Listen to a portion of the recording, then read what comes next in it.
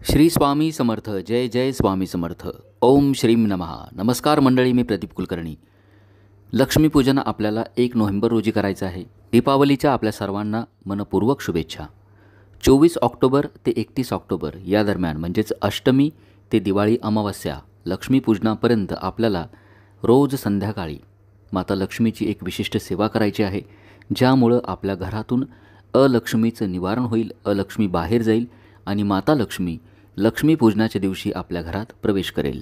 पिवळी मोहरी किंवा कमळगट्ट्यावरची ही सेवा आपल्यापैकी बऱ्याच जणांनी सुरू केली असेल. ज्यांनी सेवा आजपासून सुरू केली त्यांनी मला कमेंटमध्ये नक्की सांगावं. अष्टमी ते अमावस्या अशा पद्धतीनं सेवा केल्यानंतर 1 नोव्हेंबर 2024 म्हणजेच लक्ष्मीपूजनाच्या दिवशी सकाळी आपल्याला या 8 दिवस केलेल्या सेवेचं हवन करायचं आहे. सोबतच दिवाळी हवन म्हणून आपल्याला काही स्तोत्र मंत्र पठण करायचे आहेत.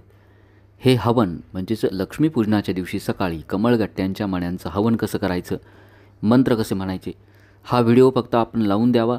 संपूर्ण हवनाचा विधी मी सांगितलेला आहे. सूचनेचं फक्त आपण अनुकरण करायचं. सोबत मंत्र जर आपल्याला म्हणता आले अवश्य म्हणा, नाही म्हणता आले फक्त श्रवण करा आणि व्हिडिओमध्ये सांगितल्याप्रमाणे हवनामध्ये आहुती द्यायची. या व्यतिरिक्त काही शंका असतील नक्की मला कमेंट बॉक्समध्ये विचारा.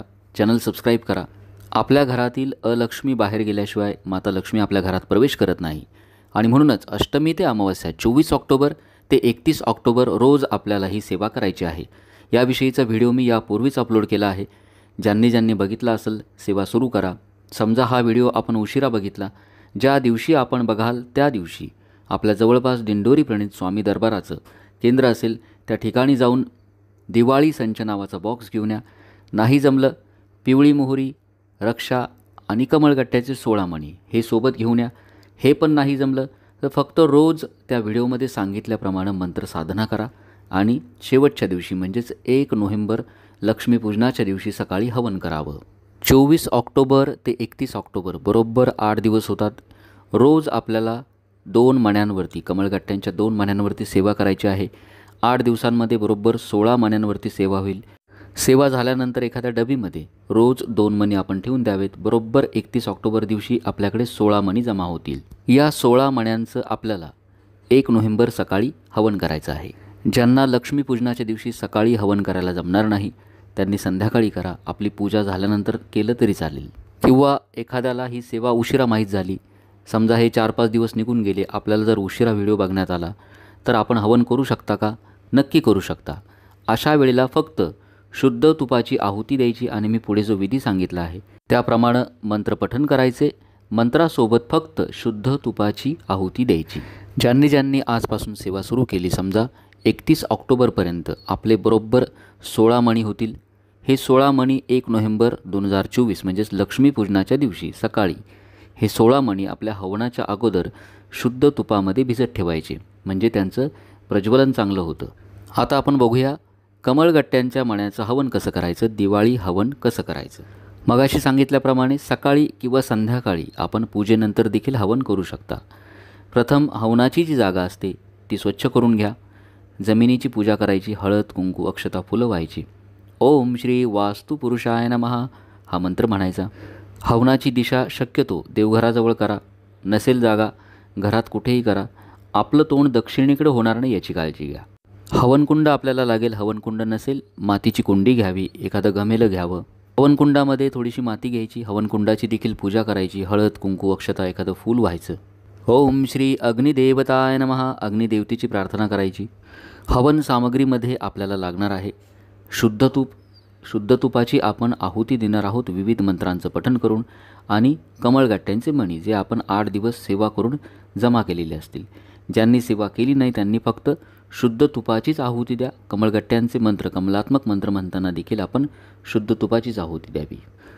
प्रथम आपल्याला शुद्ध तुपाची आहुती देताना 3 मंत्रांचं हवन करायचं आहे. पहिला मंत्र श्री स्वामी समर्थ नमस्वाहा 11 वेळेला आहुती द्यायची.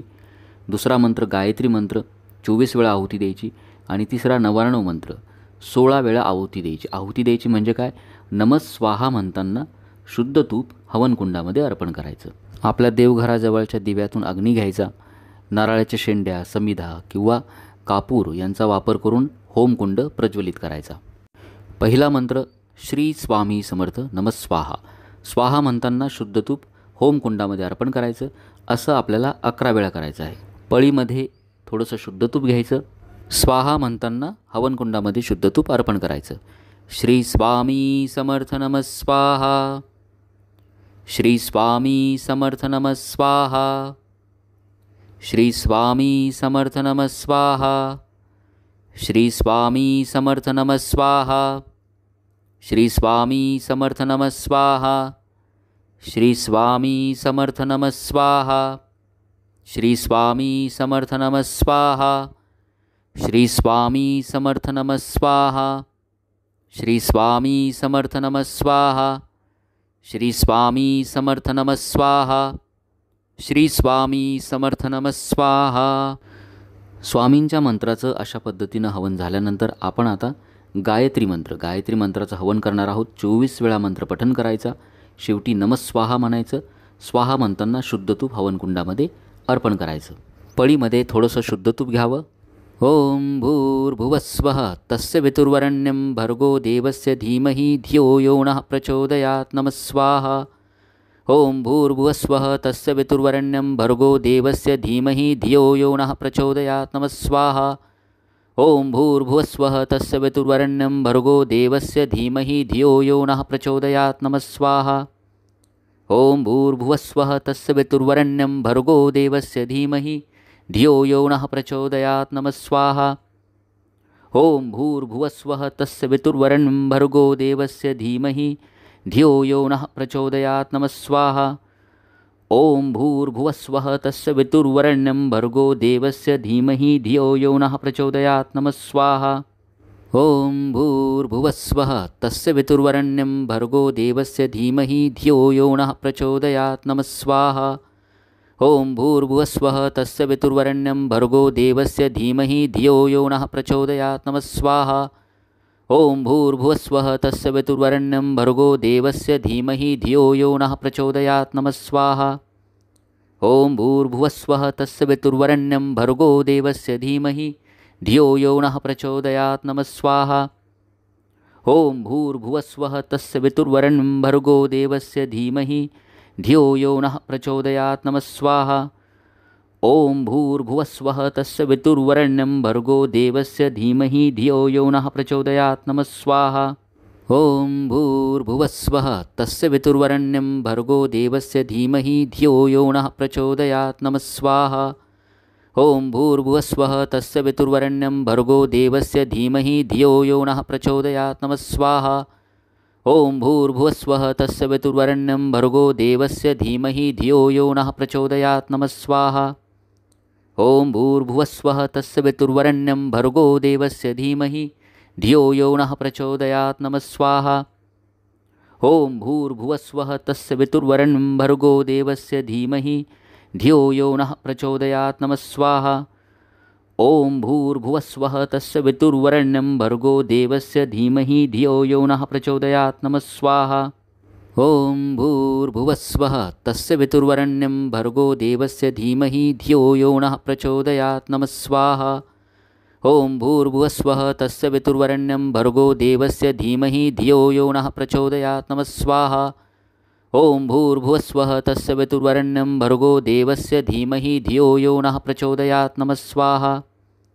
ओम भूर्भुवस्वः तस्य वितुर्वरेण्यं भर्गो देवस्य धीमहि धियो यो नः प्रचोदयात्. नमस्वाहा. ओम भूर्भुवस्वः तस्य वितुर्वरेण्यं भर्गो देवस्य धीमहि धियो यो नः प्रचोदयात्. नमस्वाहा. ओम भूर्भुवस्वः तस्य वितुर्वरेण्यं भर्गो देवस्य धीमहि धियो यो नः प्रचोदयात्. नमस्वाहा. गायत्री मंत्राचं हवन झाल्यानंतर आपण आता 99 मंत्र ओम मायं ह्रीं क्लीं चामुंडाय विच्चे नमस्वाहा. स्वाहा म्हणताना शुद्ध तुपाची आहुती द्यायची. म्हणजेच शुद्ध तूप हवनकुंडामध्ये अर्पण करायचं. असं आपल्याला 16 वेळा करायचं आहे. ओम मायं ह्रीं क्लीं चामुंडाय विच्चे नमस्वाहा. ओम मायं ह्रीं क्लीं चामुंडाय विच्चे नमस्वाहा.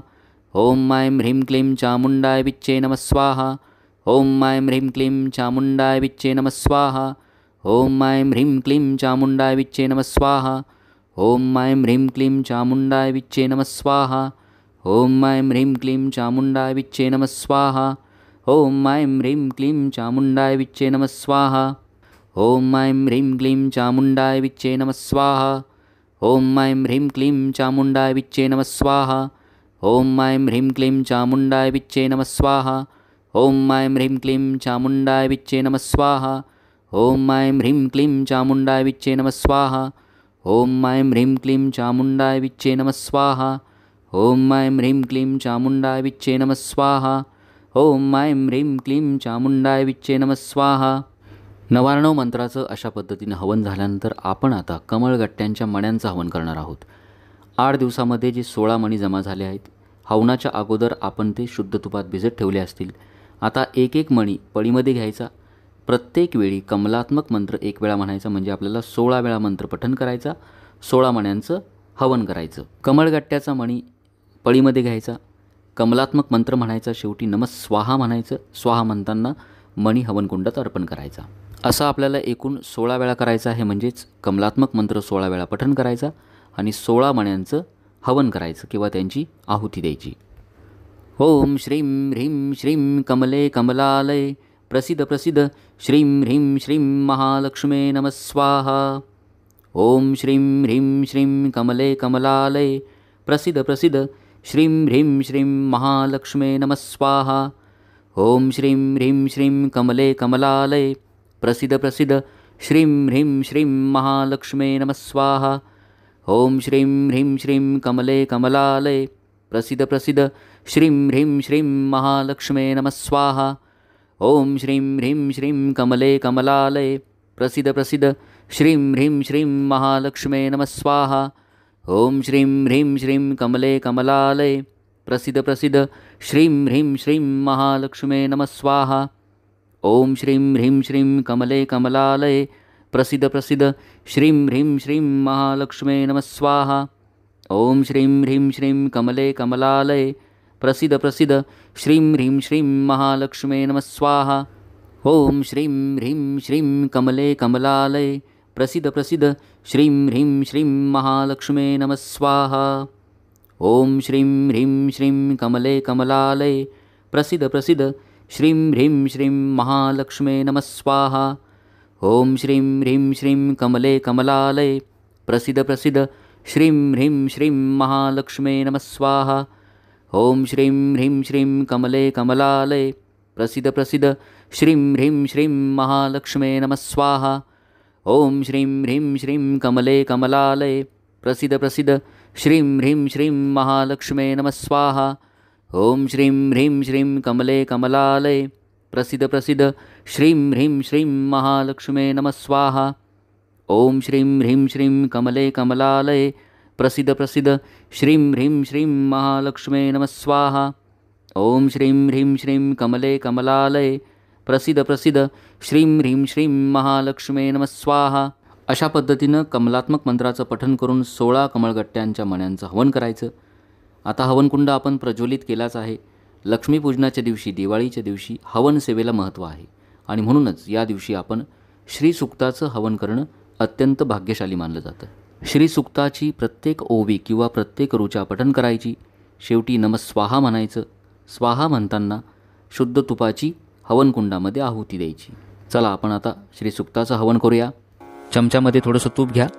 हरि ओम हिरण्यवर्णां हरिणीं सुवर्णरजतस्रजां चंद्रां हिरण्मयीं लक्ष्मीं जातवेदोम आवह नमः स्वाहा।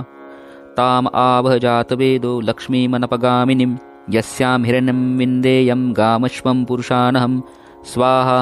अश्वपूर्वां रथमध्यां हस्तिनादप्रबोधिनीं श्रियं देमिहूपभये शिर्मा देवी जूषतां स्वाहा। कांसोस्मितां हिरण्यप्राकारां माद्रां ज्वलन्तीं तृप्तां तर्पयन्तीं पद्मैं स्थितां पद्मवर्णां तामिहोपभये श्रियं स्वाहा। चन्द्रां प्रभासां यशसा ज्वलन्तीं श्रियं लोके देवजुष्टमुदारां तां पद्मिनीं शरणमहं प्रपद्ये। अलक्ष्मीर्मे नश्यतां त्वां ऋणे स्वाहा।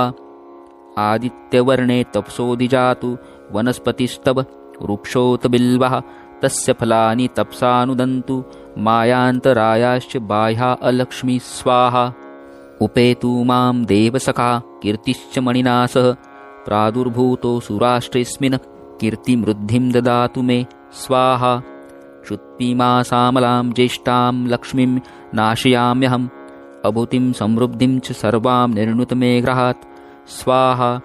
गन्धद्वारां दुराधर्षां नित्यपुष्टां करिशिनीम् ईश्वरीं सर्वभूतानां तामिहोपुभये श्रियं स्वाहा।